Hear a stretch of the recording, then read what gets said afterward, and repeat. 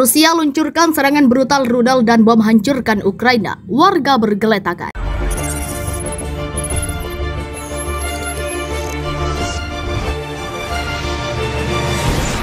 Pertemuan delegasi Rusia dan Ukraina yang berlangsung di perbatasan Ukraina-Belarus ternyata belum membuahkan hasil kesepakatan gencatan senjata. Padahal salah satu tujuan Ukraina setuju berdialog dengan Moskow adalah guna menyerukan gencatan senjata secepatnya. Kini, delegasi Rusia dan Ukraina sepakat menggelar perundingan putaran kedua dalam waktu dekat. Kami sepakat melanjutkan negosiasi, kata Ketua Delegasi Rusia Vladimir Medinsky, seperti dikutip AFP. Delegasi Ukraina dan Rusia mengadakan negosiasi putaran pertama. Tujuannya adalah membahas gencatan senjata dan pertempuran di wilayah Ukraina. Setiap pihak telah menentukan topik di mana keputusan telah dipetakan. Agar keputusan ini dapat diimplementasikan, seluruh pihak setuju untuk kembali berkonsultasi ke ibu kota masing-masing, kata perwakilan delegasi Ukraina Mikhailo Podolyak. Dikutip dari laporan media Al Jazeera Selasa 1 Maret 2022. Dalam pemberitaan sebelumnya, delegasi Rusia dan Ukraina mengadakan pertemuan setelah meletusnya perang sejak Kamis 24 Februari 2022 sore waktu setempat. Pembicaraan tingkat tinggi antara Kiev dan Moskow ini berlangsung di perbatasan Ukraina-Belarus. Di tengah perundingan, Rusia masih terus menyerbu sejumlah wilayah strategis Ukraina, seperti Kharkiv, bahkan ibu kota Kiev, kata